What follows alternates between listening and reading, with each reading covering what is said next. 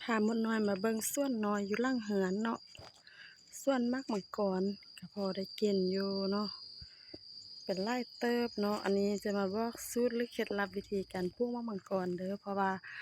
มะมังกรนี่ถ้าปลูกปีเดียวปีทำอิฐนี่ได้กินเลยเนาะเพราะว่ามะมังกรนี่เราต้องเอาอันเครือที่ว่ามันแตกหน่อหั้นเนาะมาปลูกมันจะเป็นรากไว้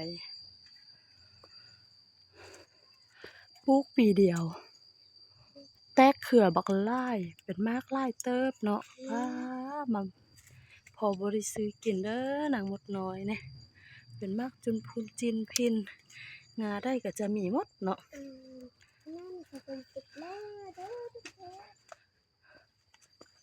อันนี้ส่วนน้อยล่างบานของนางมดน้อยเด้อส่วนมากมังกรเป็นมากหลายเติบ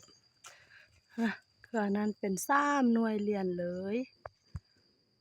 แล้วเอาอันนี้ไปกินกับอันนี้กับอันนี้กับอันนี้กับอันนี้กับอันนี้แล้วจุ๊บแล้วก็